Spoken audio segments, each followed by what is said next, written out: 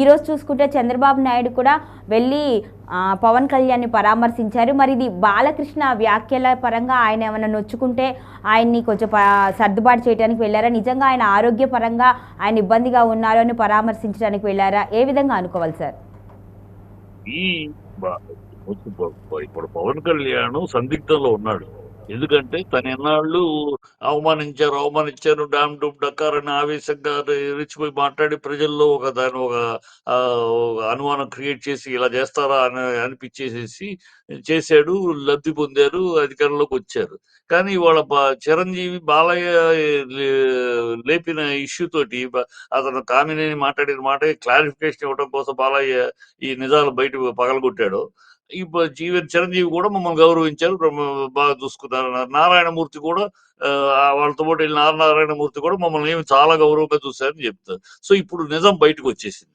ఈనాళ్ళు వీళ్ళు ఆడింది అబద్ధము. ఈనాళ్ళు పవన్ కళ్యాణ్ చేసిన కావేశ వేషాలని కూడా అబద్ధాలు, కేవలం ప్రజల్ని మభ్యపెట్టడానికి డ్రామా చేశారు అని తేటతెల్లం అయిపోయింది వాళ్ళ. సో దానికి ఏం సమానం చెప్తాడు పవన్ కళ్యాణ్ ఇప్పుడు? ఆ రోజు ఇప్పుడు ఎందుకంటే ఎవరో అయితే వాళ్ళు ఏదో అన్నారండి, వాళ్ళ అన్నయ్యే చెప్పేశాడు కదా. వాళ్ళ అన్నయ్య ఓపెన్ గా మమ్మల్ని గౌరవించారు, ప్రమాణం చూసుకోవాలి, అదేం లేదు, నేను అడగటం వల్లే జీవో కూడా ఇచ్చారు, అన్ని గౌరవంగా జరిగిందని చెప్పి పక్కనే వాళ్ళతో పాటు వెళ్ళిన నారాయణమూర్తి కూడా అసలు ఈ మాట తప్పు, మమ్మల్ని గౌరవించలేదు అనేది మాట తప్పు, శుభ్రంగా గౌరవించారు, అన్ని చూశారు అని చెప్పి దాన్ని వాళ్ళు వాడుకున్నారు అప్పుడు ఎలక్షన్ టైంలో. సరే ప్రజల్లో కూడా ఒక అనుమానం వచ్చేసింది, ఇలా అవమానించారు, చిరు గారిని అవమానించారు ఒక బాధ కలిగిపోయింది. దాన్ని వాడుకున్నారు, ఎలక్షన్ వాడుకున్నారు, లబ్ధి పొందారు. ఇప్పుడేం చెప్తాడు? ఇప్పుడు అది అబద్ధం అని చిరంజీవి చెప్పినాక బాలయ్య చెప్పాడు, సరే బాలయ్య కూటమి, చిరంజీవి మీ అన్నయ్య, వీళ్ళిద్దరు చెప్పిద్దాన్ని వీళ్ళిద్దరు అబద్ధం అని చెప్తాడా? తను చెప్పింది నిజము, ఇప్పుడు చిరంజీవి చెప్పింది అబద్ధము, బాలయ్య చెప్పింది అబద్ధం అని చెప్తాడా? ఏం చెప్తాడు? ఏమి చెప్పలేని సందిగ్ధమైన పరిస్థితి, మిగలేని కక్కలేని పరిస్థితిలో ఉన్నాడు పవన్ కళ్యాణ్. దానికోసం ఏం మాట్లాడలేక మీడియా మీడియా వాళ్ళు ఎంట పడతారేమో, ఇంకోటి అని సైలెంట్ గా ఒళ్ళు బాగాలేదని అన్నాడు. ఆయన మామూలుగా ఒళ్ళు బాగాలైతే ఇంత కలవాల్సిన అవసరం ఉంది. చంద్రబాబు ఫోన్ లో మాట్లాడొచ్చు, నేరుగా వచ్చి కలవాల్సిన అవసరం లోపల జరుగుతుంది. ఇప్పుడు ఇదేంటంటే ఈ స్కీము ఇవాళ నేను ఎప్పుడో గతంలో కూడా చెప్పానమ్మా. దాదాపు 4-5 నెలల క్రితమే చెప్పాను నేను. మళ్ళీ తర్వాత కూడా 2-3 చోట్ల చెప్పాను. ఇది ఇక్కడ జరుగుతున్నది రాబోయే 6 నెలల్లో మరొక వింత పరిణామాలు చూస్తాం మనం ఆంధ్ర రాష్ట్రంలో. ఎందుకంటే తప్పని పరిస్థితి పవన్ కళ్యాణ్‌కి, తప్పని పరిస్థితి చిరంజీవికి, చంద్రబాబుకి, తప్పని పరిస్థితి బీజేపీకి. వాళ్ళు ముగ్గురు 3 వ్యూహాల్లో ఉన్నారు. 3 వ్యూహాల రాజకీయ వ్యూహాలు 3 ఉన్నాయి. ముగ్గురికి సపరేట్ ఎజెండాలు ఉన్నాయి. సో వీళ్ళు ఆ ఎజెండాని దాని వ్యూహం పనడంలోనూ ఉన్నారు. అందుకనే ప్రజాపాలన పక్కన పెట్టారు. ప్రజాపాలన గురించి పట్టించుకోవట్లేదు. ఈవెన్ ఈవెన్ కూడా పవన్ కళ్యాణ్ కూడా ప్రశంసట్ల ప్రభుత్వాన్ని, తనే ఉండి ప్రామిస్ చేయించిన మాటలు కూడా ఏమీ జరగకపోయినా సరే ఏమీ మాట్లాడట్లేదు. ఎందుకంటే దీనికి కారణాలు ఉన్నాయి. ఒకటి, చంద్రబాబు అనే వ్యక్తి తన కొడుకుని సీఎం చేసుకోవాలి, తన కొడుకుని రాష్ట్ర పార్టీ ప్రెసిడెంట్ చేయాలి. సో దానికి అతను దాంట్లో పావులు కదులుతున్నాడు. ఈ పావులు కదుపుతూ అడ్డొచ్చేది ఎవరొస్తారు ప్రజల దృష్టిలో? లోకేష్, పవన్ అంటే పవన్ కే ఉంటారు. సో పవన్ చేయటం ఆయన జన్మలో చేయడు. తన కొడుకును కాదని, సొంత మామ ఉంటేనే భరించలేనివాడు ఇంకొకళ్ళకి ఎలా ఇస్తారు ఛాన్స్? సార్ తన కొడుకునే చేయాలి. కొడుకు చేయాలంటే పవన్ కళ్యాణ్ తొక్కాలి, నొక్కాలి, ఇండైరెక్ట్ గా మంచిగా మాట్లాడుతూ అతను నొక్కాలి. అందుకనే పవన్ కళ్యాణ్ తోటి తప్పుడు మాటలు మాట్లాడిస్తున్నారు. పవన్ కళ్యాణ్ తోటి 24 లక్షల గంజాయి దొరికిందని పవన్ కళ్యాణే మాట్లాడాడు. అది అబద్ధం అని తేలింది. అది అబద్ధం, అది ఓన్లీ డ్రై ఐస్ అని సిబిఐ రిపోర్టు ఈ గవర్నమెంట్ వచ్చినాకే తేల్చారు. అది ఆ మాట ఎవరు మాట్లాడలా. చంద్రబాబు మాట్లాడలా, లోకేష్ మాట్లాడలా, ఓన్లీ పవన్ తోటి మాట్లాడిచ్చారు ఆ తప్పుడు మాట. 32,000 అమ్మాయిలు మిస్ అయిపోయారన్న అబద్ధాన్ని పవన్ కళ్యాణ్ తోటే మాట్లాడిచ్చారు. అమ్మాయిలకి నేను అన్నయ్యలాగా ఉంటాను, 18 సంవత్సరాలు నిండిన వాళ్ళకి 15,000 ఇస్తాననే మాట పవన్ తోటి అనిపించారు. నేను అన్నయ్యలా ఉంటాను, మా చెల్లెళ్ళకి నేను చూస్తాను. ఇవన్నీ ఫెయిల్యూర్. ఈ ఫెయిల్యూర్ వాటిని పవన్ తోటి అనిపించి పవన్ చెప్పాడు, చేయలేదు. ప్రభుత్వం కాకుండా పవన్ మీదకి నెట్టేసి పవన్ బదనాం అవ్వాలి. పవన్ పేరు బదనాం అయితే సీఎంకి అర్హుడు కాదు పవన్. సీఎం అతను స్టాండర్డ్ లేదు, పూటకు ఒక మాట మాట్లాడతాడు, రోజుకు ఒక మాట మాట్లాడు, స్టాండర్డ్ లేదు, అతను స్టాండర్డ్ లేని నాయకుడు సీఎం సీటుకి అర్హుడు కాదు అని ప్రజల్లో ఒక అభిప్రాయం కల్పించాలి. అందుకని అతను ఎత్తుగడి చేస్తాడు. మనాడేమో పవన్ కళ్యాణ్ ఏమో ఆవేశపరుడు కనుక ఆ ముందు వెనక ఆలోచన కూడా వ్యూహం ఏంటి, చంద్రబాబు వ్యూహ రచన ఎలా ఉంటుంది అనుభవం లేదు కనుక చంద్రబాబు వ్యూహంలో పడుతున్నాడు, అన్ని బదనాం అవుతా ఉన్నాడు, ప్రతి విషయంలోనూ ఆ బదనాం అవుతున్నాడు. ఏదో చెప్పి వాళ్ళేమో బాబు ప్రభుత్వం గారు ఈ రోజు మాట్లాడుకుంటే చంద్రబాబు కలిసింది కూడా ఈ ఈ పరిణామాలన్నిటిపైన పవన్ కళ్యాణ్కి సారీ చెప్పి బుజ్జగించాలి అనే ఉద్దేశంతోనే కలిశారు అనుకోవచ్చా? ఇందాక మీరు కూడా అన్నారు అంటే ఫోన్ చేసి సారీ మాట్లాడొచ్చు కానీ కలిశాడు చంద్రబాబు అని. సారీ చెప్పడం చంద్రబాబు సారీ చెప్పడు. చంద్రబాబు ఎట్టంటే పెదాలతో పలకరిస్తూ కళ్ళతోటి వెక్కిరిస్తాడు. అలాగే చంద్రబాబు పవన్ ని పొగుడుతూ ఉంటాడు, పొగుడుతూ వెనకాల పొగ పెడతాడు. అది అతని స్ట్రాటజీ. అది అర్థం కాక మనాడు ఆ పొగలో మునిగిపోతాడు. సో అది చంద్రబాబు స్ట్రాటజీ, అది నడుస్తుంది. పవన్ కళ్యాణ్ స్ట్రాటజీ ఏంటి? పవన్ కళ్యాణ్ ఇన్నాళ్ళు నేను చంద్రబాబుకు ఓటేయండి అని, రేపు లోకేష్కి ఓటేయండి అంటే ప్రజలు నన్ను నవ్వుతారు కదా. సో నేను సీఎం క్యాండిడేట్ గా చంద్రబాబు ఉండగా అవలేను కనుక నేను గౌరవంగా బయటికి రావాలి. బయటికి రావాలంటే ఆల్రెడీ చంద్రబాబు వ్యూహంలో భాగంగా మేమే 17 ఏళ్ళు ఉంటాం, సీఎం చంద్రబాబే సీఎం 17 ఏళ్ళు అని అనిపించేశారు. నేను మాటలు ఈయన అన్నాక ఇవాళ కాదు అని వస్తే పరువు పోద్ది పబ్లిక్ లో. ఎట్లా తప్పించుకోవాలి, ఎట్లా ఈ గ్రిప్ నుంచి బయటకు వచ్చి తాను 2027 ఎన్నికల్లో లేకపోతే 29 ఎన్నికలు వస్తో ఎప్పుడు వచ్చినా సీఎం క్యాండిడేట్ గా ముందు గెలుస్తామో లేదో తర్వాత అసలు సీఎం క్యాండిడేట్ గా ప్రజల ముందు నిలబడాలి. క్యాండిడేట్ సీఎం అని. అది కూటమిలో ఛాన్స్ లేదు. అందుకని ఇటు బీజేపీలోకి వచ్చి ఇక్కడ చంద్రబాబు నుంచి బయటకు వచ్చి బీజేపీలోకి చేతులు కలిపి బీజేపీ తరఫున CM candidate.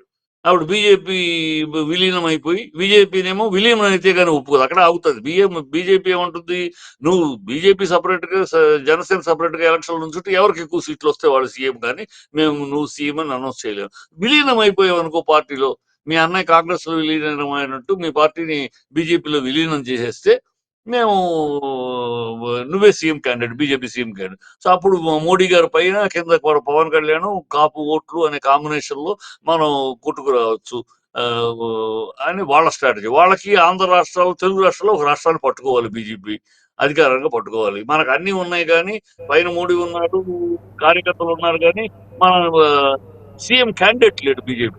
So Pawan లాగేస్తే, Chandrababu నుంచి పవన్ లాగేస్తే మనకు సో రిజల్ట్ కలిసి వస్తుంది. ఈ 3 స్ట్రాటజీలు జరుగుతున్నాయి. ఈ స్ట్రాటజీల పరిపాలన జరుగుతాయి. ఇది లేటుగా ఈయనకి పవన్ కళ్యాణ్కి అర్థం కాకపోయినా, పవన్ కళ్యాణ్ సరెండర్ అయి ఉన్నా లోకల్ లెవెల్లో సరెండర్ అవ్వలేరమ్మా.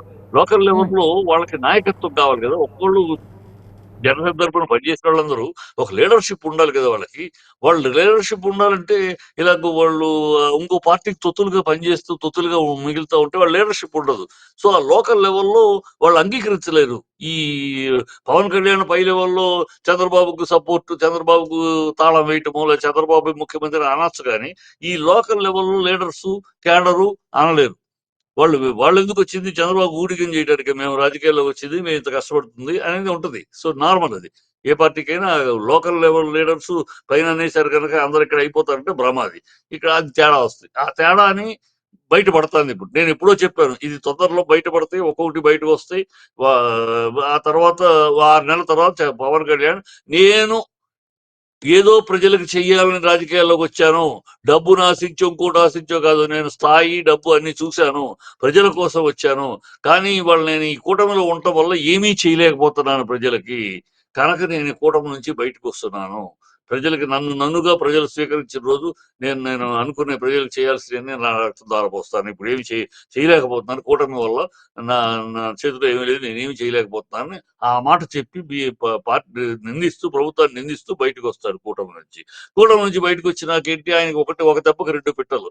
కూటమి నుంచి బయటికి రావడం, ప్రతిపక్ష హోదా వస్తాడు. ఇక్కడ డిప్యూటీ చీఫ్ మినిస్టర్ హోదా పోయినా ఇమీడియట్ గా ప్రతిపక్ష నాయకుడు హోదా వస్తుంది. ఆ హోదా వస్తుంది, కేబినెట్ హోదా, ఆ హోదా ఉంటుంది. అట్లాగూ హైకమాండ్, బీజేపీ హైకమాండ్ తోటి ఈక్వేషన్ పెరుగుద్ది. సో అతను స్ట్రాటజీ అట్లాగొచ్చి ఇలా చేసుకోవాలని అతని స్ట్రాటజీ. ఈ స్ట్రాటజీకి అడుగులు వేస్తున్నారు ఎవరు కాళ్ళు సైలెంట్ గా. ఏదైతే జరుగుతుంది, ప్రభుత్వం 4 ఏళ్ల దాకా ఏముండదు, ఏమన్నా ఏం మాట్లాడినా మన చేతిలో పైగా మీడియా అనే దాన్ని పెట్టుకున్నాం, మీడియాని ఫుల్ గా మేనేజ్ చేసుకుంటున్నాం. మనం ఏ తప్పు మాట్లాడినా, ఏ అబద్ధం ఆడినా జంగ చెక్కని భజన చేయడానికి మనకు మీడియా ఉంది, మన పేపర్లు ఉన్నాయి, మన ఛానల్స్ ఉన్నాయి.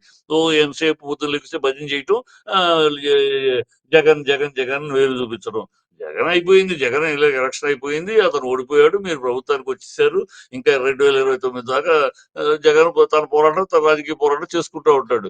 ఇంకా మీ సంవత్సరంన్నర అయినా కూడా జగన్ జగన్ వేలు చూపిస్తారేంటి? 1,90,000 కోట్లు అప్పు చేశారు 15 నెలల్లో. జగన్ చేయమన్నాడా? మెడికల్ కాలేజెస్ ప్రైవేట్ పరం చేస్తాను, అది జగన్ చేయమన్నాడా? 500 కోట్లు పెడితే అన్ని కాలేజీలు రెడీ అవుతాయి, బ్రహ్మాండంగా 17 కాలేజీలు ఆంధ్ర రాష్ట్రానికి హబ్ అవుతుంది, మెడికల్ కాలేజ్ హబ్ అయ్యేది. దాని ఏదో ప్రైవేట్ పరం చేస్తాము. ఎందుకు ఎందుకు ప్రైవేట్ పరం చేయాలి? వ్యాపారానికి సామాన్యుడికి అందుబాటులో లేకుండా చేస్తారా? సో ఇవన్నీ ఆ, ఇష్టం వచ్చినట్టు చేస్తారు. ఏమైనా 4 ఏళ్ళ దాకా మనం ఏం చేయలేరు. ఈ లోపల ఏదైనా జగన్ ఎక్కడన్నా పెరుగుతున్నా అంటే జగన్ జగన్ అని మీద పడిపోవడమే. పొద్దున్న లెగిస్తే వాళ్ళ పేపర్లు చూడండి, వాళ్ళ ఛానల్స్ చూడండి, వాళ్ళ యూట్యూబ్లు చూడండి. పొద్దున్న లెగిస్తే అయిందానికి కాని దానికి జగన్. మీకు ఎందుకే తుమ్ము వచ్చింది, మీకు ఎందుకే విరోచనాలు వచ్చింది, డెంగీ ఫీవర్లు వస్తున్నాయి రాష్ట్రంలో, ఎందుకయ్యా అంటే జగన్ పరిపాలన. సంవత్సరంన్నర క్రితం జగన్ పరిపాలన వల్ల ఇవాళ డెంగ్యూ వస్తుంది.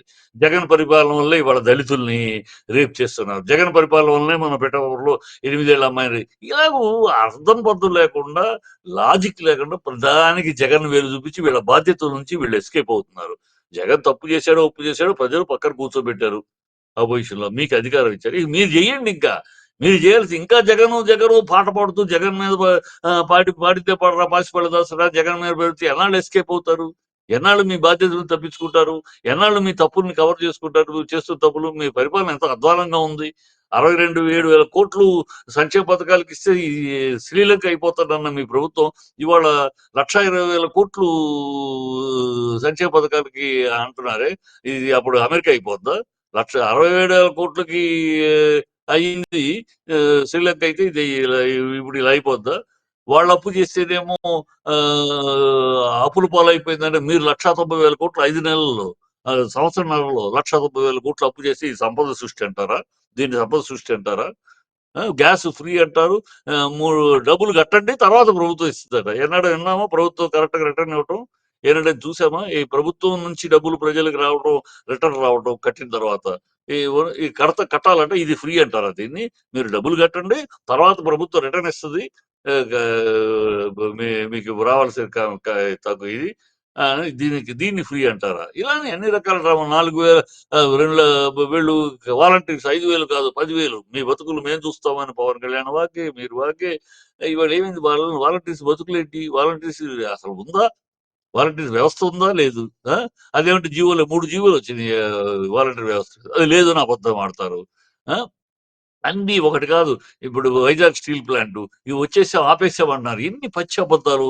మీడియా ఉంది కనుక మీ చేతిలో మీ ఇష్టం వచ్చినట్టు అబద్ధాలు అంటారు. 4 ఫెర్నెస్లు 3 ఫెర్నెస్లు మూసేశారు ఆల్రెడీ వైజాగ్ స్టీల్ ప్లాంట్ లో. పైగా 32 విభాగాలు దీనికి పెట్టారు, టెండర్స్ పిలిచారు.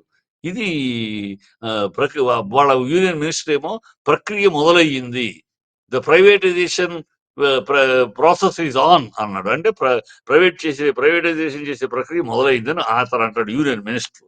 మీరేమో ఇక్కడ అయిపోయింది అంటారు. 1,500 కోట్లు ఇచ్చారు వైజాగ్ స్టీల్ ప్లాంట్ అంటారు. 15 కోట్లు ఎందుకు అబద్ధాలు ఆడతారు? 15 కోట్లు వైజాగ్ స్టీల్ ప్లాంట్ అప్పు తీర్చడానికి ఇచ్చారు, అక్కడ ఉద్యోగస్తులు అప్పు తీర్చడానికి కాదు. దాని మీద ప్రైవేటైజేషన్ చేస్తున్నారు కనుక అప్పు ఉంటే వాడు తీసుకోడు కనుక అప్పు తీరుస్తున్నారు. ఏమి నాకు ఈయనతో చాలా క్లోజ్ ఉంది, చాలా బ్రహ్మాండం. నేను మోడీ గారితో డైరెక్ట్ గా ఫోన్ లో మాట్లాడతాను, మోహన్ షా అమిత్ షా తోటి మాట్లాడతాను చెప్తున్నాడు కదా పవన్ కళ్యాణ్. మాట్లాడు, వైజాగ్ స్టీల్ ప్లాంట్ ఆపించు. వైజాగ్ స్టీల్ ప్లాంట్ కి మైన్స్ రా మెటీరియల్ సప్లై లేదనే కదా అంటున్నారు, అదే దానికి అలర్ట్ చేయించు, మాట్లాడు. ఇవన్నీ చేయరు. వీళ్ళన్నీ రకరకాల డ్రామాలు చేస్తున్నారు. డ్రామాలు ఎంతసేపు ఒక బూచిలాగా చూపించేసేసి వీళ్ళ బాధ్యతల నుంచి వీళ్ళు చేసే తప్పిదాలను ఎస్కేప్ అవుతున్నారు. ఇప్పుడు ఇవన్నీ అక్కడ లోకల్ లెవెల్లో, లీడర్షిప్ లెవెల్లో మీరు కూడా, మీరేంటి మీ నాయకుడే, మేమేమో 15 ఏళ్ళు మా నాయకుడే ముఖ్యమంత్రి చెప్తాడు, ఇక మీరేంటి మాట్లాడేది అని ఈసరించుకుంటున్నారు. తెలుగుదేశం నాయకులు అసలు జనసేన వాళ్ళని కేర్ చేయట్లా. మీరు పడుంటుంది, మీరు మీ నాయకుడే చెప్పేశాడు, ఇంకేంటి మీరేంటి మాట్లాడతారేంటి అన్నట్టు ఒక వాళ్ళ చాలా తీసి పారేస్తున్నారు. వాళ్ళ అహం దెబ్బతింటుంది. మేము ఇంత కష్టపడ్డామే, ఇంత కష్టపడి పార్టీకి మేము నిలబడ్డాం కదా, మమ్మల్ని ఇంత ఆలస్యంగా అంత తీసి పారేస్తారేంటి? అది మీరు అది కారణం మీ నాయకుడే. మీ నాయకుడే అన్నాడు కదా, 15 ఏళ్ళు మేమే ఉంటాం, ఈయన ఉంటారు చంద్రబాబు గారే ఇదే ఊడిగం చేసేస్తారు ఆయన. మమ్మల్ని కూడా ఊడిగం చేయమంటే ఎట్లా? ఆయన చేయొచ్చు.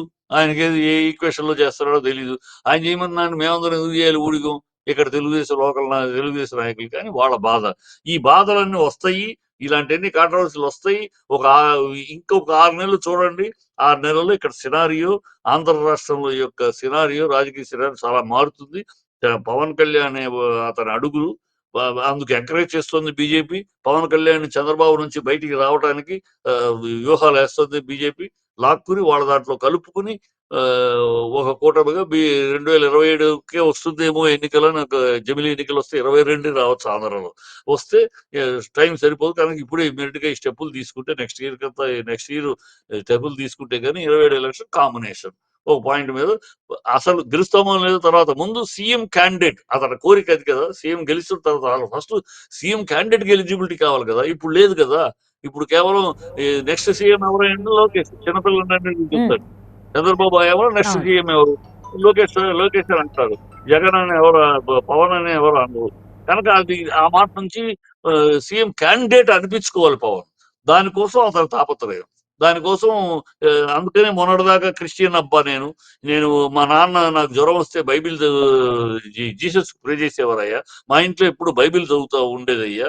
మా కొడుకు జ్వరం వస్తే నేను మేరీ మాతకు ప్రార్థన చేశాను.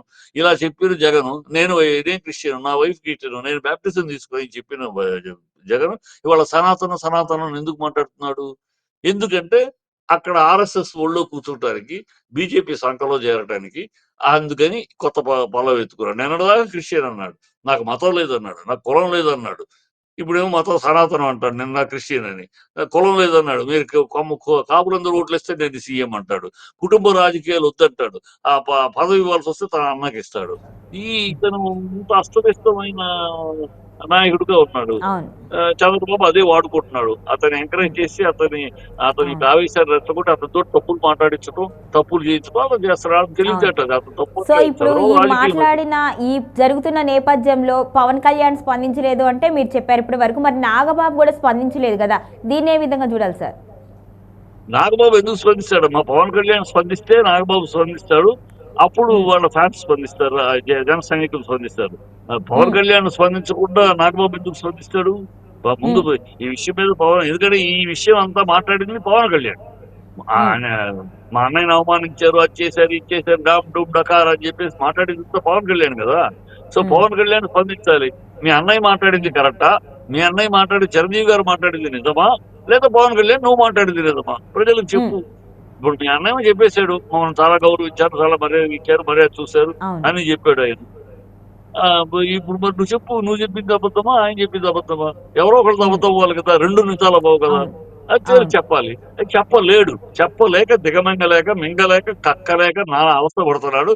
అందుకనే జ్వరం అని అలా అలా ఈ టైంలో మీడియాకి ముందు కానీ మన ప్రజల ముందుకు కాకుండా జ్వరం అని చెప్పి అలా నైస్ గా సైడ్ అయ్యాడు. ఇది కొంచెం సద్దుమణగని తర్వాత వద్దామని.